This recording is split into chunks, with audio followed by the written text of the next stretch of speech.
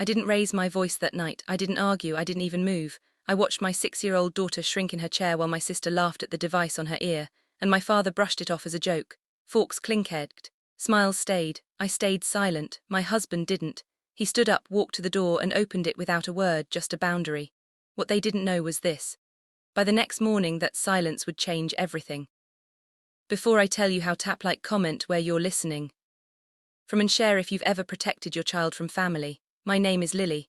I'm in my late 30s, a mother, a wife, and someone my family has never quite known how to place. I've always been the quiet one, the reliable one. The person who shows up early, leaves late, and doesn't ask for much in return. If you met me on the street, you wouldn't guess much. Simple clothes, no jewelry worth noticing, a calm face that people often mistake for softness. I let them. That night we were hosting dinner at our house, nothing special, just a long table, food I'd cooked since early afternoon, and the low hum of the vent above the stove that never quite turns off. My daughter Emma sat beside me, swinging her legs under the chair, her fingers brushing the small hearing device tucked behind her ear. She'd only been wearing it for a few weeks. Every morning before school she stood in front of the mirror, tilting her head, asking, "Does it look weird today?"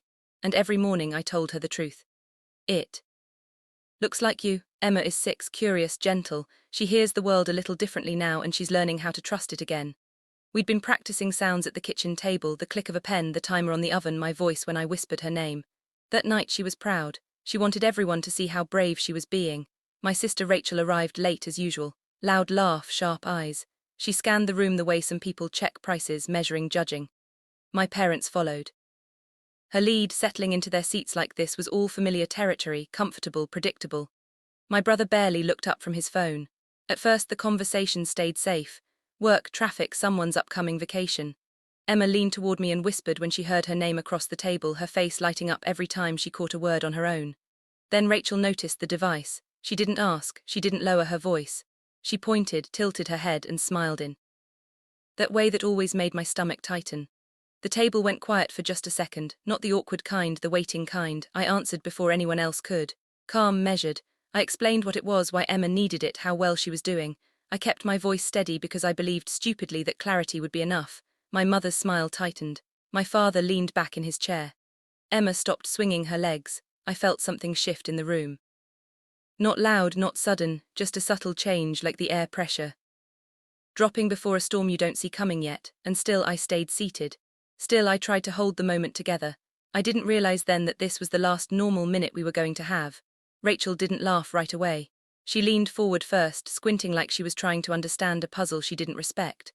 Her finger hovered in the air, not quite pointing, but close enough to make my chest tighten. "So that's what that is," she said.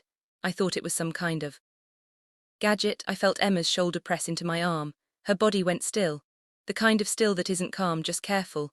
I explained again, slower this time, what the device did, how it helped Emma hear certain frequencies, how it wasn't a phase or something we could just outgrow. I chose my words the way I always did around my family, trimming off anything that might sound emotional, facts, only clean edges, no room for misunderstanding. Rachel smiled and shook her head. "She's so little," she said, "it just feels sad." Don't you think the word hung there? Sad. My mother reached for her water glass, took a sip, and set it down too carefully. "People notice these things," she said, not looking at Emma. "Kids can be cruel." I wanted to ask her who exactly she thought was being cruel in that moment. Instead, I breathed in through my nose and counted silently the way I had learned to do years ago. My father chuckled, not warmly, not unkindly either, just dismissive. "Come on," he said, "it's not like anyone's attacking her, we're just talking." Rachel lifted her glass. "Exactly, it's just conversation." Emma's fingers moved up to her ear. She touched the device, then dropped her hand like she'd been caught doing something wrong. I spoke again. My voice didn't shake, but it felt thinner now. "She understands more than you think." That was when my father sighed long and exaggerated, like I was making the evening difficult on purpose. He waved his hand, palm up. "Lily," he said, "you're taking this way too personally. It's a joke, you need to lighten up." The word joke landed harder than anything Rachel had said. Because jokes don't make a child look down at their plate and stop eating, because jokes don't make the room feel smaller. My mother nodded, relieved. "He's right," she added. "No one means anything by it, but maybe going forward you could look into something a little less obvious, just to make things easier." "Easier for who?" I opened my mouth then closed it again. I felt the familiar pressure in my chest, the old instinct to smooth things over to protect everyone else from discomfort. I'd done it my whole life, made myself smaller so the room could stay calm. Across the table, Emma's eyes were glossy. She wasn't crying, she was trying not to. She leaned toward me and whispered so quietly I almost missed it. Did I do something wrong? That was the moment everything inside me stopped negotiating. I didn't answer right away. I put my hand over hers, warm and steady. Even though my pulse was loud in my ears, I looked around the table at my sister's impatient expression, at my parents' expectant faces, waiting for me to laugh it off, to cooperate. I realized then that if I spoke, nothing would change, so I stayed quiet, and in that silence I felt something shift, not in them, in me. The silence didn't last long. Mark pushed his chair back, not abruptly, just enough for the legs to scrape softly against the floor. That sound cut through the room better than any raised voice could have of. He stood, straightened his sleeves, and walked toward the front door. No speech, no warning, he opened it and stepped aside. At first no one moved. My father laughed, unsure, like this was some strange pause in a play he didn't understand. Rachel rolled her eyes and muttered something under her breath. My mother clutched her napkin tighter, confusion flickering across her face. Mark didn't look at them. He kept his eyes on the open doorway. Out, he said. Quietly, just one word, calm, final. That was when the room fractured. Rachel stood up, her voice sharp, offended. My parents followed, talking over each other, insisting this was dramatic, unnecessary, embarrassing. Someone said the word family like it was a shield, like it excused everything that had just happened. Mark stayed where he was. They passed me without meeting my eyes. When the door closed behind them, the house went still, not tense, empty, the kind of quiet that feels earned. Emma's breath hitched. I pulled her onto my lap, felt her small body curl inward like she was bracing for something else to go wrong. Are they mad at me? She asked. No, I said immediately. My voice surprised me, it was steadier than I felt. They're wrong. She nodded like she wanted to believe me. Later that night, after Mark tucked Emma into bed and waited until her breathing evened out, I went downstairs alone. I didn't turn on the lights, I sat at the desk in the corner of the living room, the one I usually used to pay bills after everyone else was asleep. I opened my laptop. The screen glowed, familiar and unremarkable. A simple spreadsheet, rows and columns I'd built over years. Nothing dramatic at first glance. Just numbers, dates, notes I'd written to myself and never expected anyone else to see. Tuition payments, medical bills, monthly transfers, all quiet, all consistent. I scrolled slowly. I remembered the first time I added a line, a small one, just help. I told myself, temporary, then another and another. It had become routine, like breathing, something I did without thinking because I could. I hadn't told them, not because I was hiding, because I didn't want it to matter. I clicked into my bank portal. The cursor blinked, waiting. I didn't feel angry. I didn't feel vindictive. I felt clear. I started cancelling the payments one by one. No drama, no messages attached, just confirmations appearing quietly on the screen. Each click felt like loosening a knot I'd been carrying for years. When I closed the laptop, the house was still quiet. Upstairs, Emma slept peacefully, her hearing aid resting on the nightstand beside her favorite book. By morning, the silence would reach far beyond these walls, and they would finally notice. The first call came just before 7. I was in the kitchen, standing barefoot on the cold tile, pouring cereal into a bowl, while Emma sat at the counter, humming softly to herself. She liked doing that now, testing sounds, playing with them, stretching them out to see how they felt in the air. My phone vibrated against the counter. I didn't look at it. A second call followed, then a third. Mark glanced at me over his coffee mug. I shook my head slightly. Not yet. Emma tilted her head. Is it loud? She asked. No, I said. It can wait. By the time I walked her to the door and watched her climb onto the bus, my phone had stopped buzzing and started lighting up. Missed calls, messages stacking on top of each other. The kind of urgency people only have when something they rely on suddenly disappears. I drove home slowly. When I walked back into the house, the quiet felt different than it had the night before. Heavier, charged, like the air before a storm finally breaks. I sat at the desk and picked up my phone. The first message was from my mother. There must be some mistake. The school called. They said the payment didn't go through. I typed back calmly. There's no mistake. 3 dots appeared, disappeared, appeared again. Then Rachel called. I answered. What did you do? She demanded. No greeting, no hesitation. I stopped the payments. I said, what payments?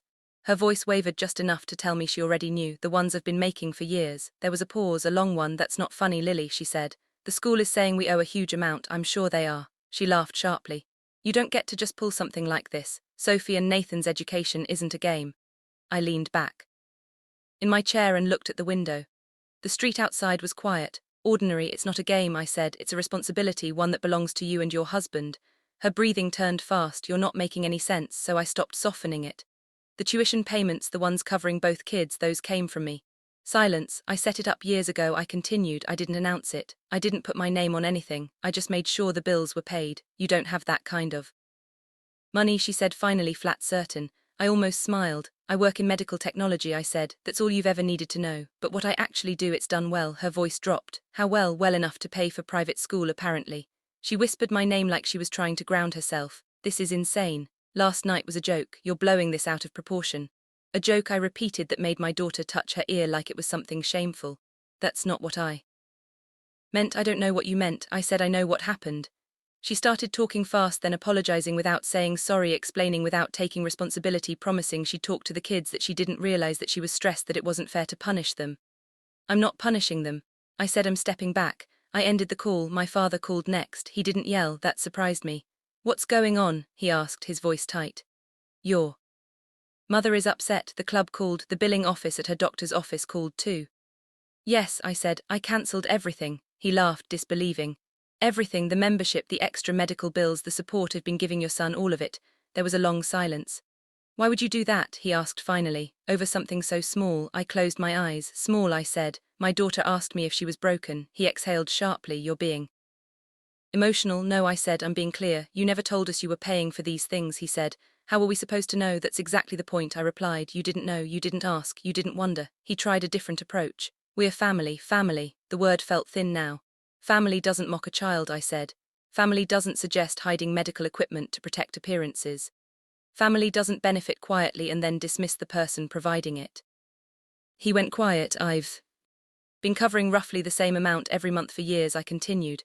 I kept track. I always keep track. You don't need to do this, he said. His voice had changed. Softer, careful, we can talk. We did talk, I said. Last night you told me to lighten up. My mother took the phone. Her voice was already breaking. We didn't mean it that way. Then how did you mean it? I asked gently. She didn't answer. I didn't stop supporting you because I was angry, I said. I stopped because I finally understood something. You didn't respect me. You respected what you thought I couldn't do, she cried then. Real tears. We love Emma, she said. Love isn't what you say after, I replied. It's what you do in the moment. I ended the call before she could ask what I knew she was about to ask. My brother called last. He sounded panicked. My account is overdrawn, he said. The payment didn't go through. I need to know what's happening. I stopped making the payments, I said. What payments? He asked, confused. The ones covering your business loan. That's not possible, he said quickly. I never took a loan from you. You took one from a bank, I said. I made the payments. His voice dropped to a whisper. For how long? Years. Oh my God. He started explaining immediately how he thought the bank had adjusted something. How he assumed things were fine, how he never questioned it. I said you just didn't notice. He apologized over and over. Promised to make things right. Promised to talk to Rachel, to our parents. I'm not doing this to teach you a lesson. And I said, I'm doing it because I'm done being invisible. When the calls finally stopped, the house was quiet again, but this time it wasn't empty. It felt balanced. That afternoon I picked Emma up from school. She ran toward me smiling, telling me about a sound she'd heard during reading time, a bell she'd never noticed before. Did you hear it all by yourself? I asked. She nodded proudly. I did. That night I tucked her into bed. She looked at me carefully, the way children do when they're deciding whether to ask something important. Are they still mad? She asked. I brushed her hair back. They're dealing with their own feelings, she considered that. I don't think I like their jokes. I smiled softly. You don't have to. After she fell asleep, I stood in the doorway for a long time. The next few days were exactly what you'd expect. Consequences arriving without warning, adjustments being made, anger turning into reality. No one asked me to restore the payments. They understood finally that the silence they'd taken for granted had been holding everything up. And once it was gone, there was no pretending otherwise. The fallout didn't come all at once. It arrived in quiet updates, second-hand information, and changes no one announced out loud. Rachel pulled her kids out of the private school. I heard it from my mother, who mentioned it carefully, like she was testing where the ground was still solid. New routines, longer commutes, less room for extras. She didn't complain, not to me. My parents cancelled memberships they'd held on to for years. My mother switched doctors. My father sold his car and bought something practical, ordinary, the kind of adjustments I'd been making in my own life for a long time without anyone noticing. My brother took a job he'd once dismissed as beneath him. He stopped talking about potential and started talking about stability. No one asked me to help that mattered. I redirected the money quietly, the same way I'd always done things, toward programs that helped children like Emma access hearing support earlier, toward families who didn't have the luxury of pretending medical needs were optional. It felt right, clean. At home, the change was gentler. Emma stopped asking if her hearing aid looked strange. One afternoon, she told me a classmate thought it was kind of cool and wanted to know how it worked. She said it casually, like it wasn't something she'd practice believing yet. I let her get there on her own. The family group chat went silent. No photos, no updates, just space. And in that space I felt something settle, not triumph, relief. A week later, Emma brought home a drawing, 3 stick figures, me mark her, no explanations, no hesitation. "This is my family," she said. I understood then that boundaries don't break families, they reveal them. Emma's hearing aid isn't something we hide anymore. It's part of how she meets the world. Confident, unapologetic. If this story resonated with you, tap like, share where you're listening from, and tell me, have you ever had to protect someone you love from your own family? Subscribe so you don't miss the next.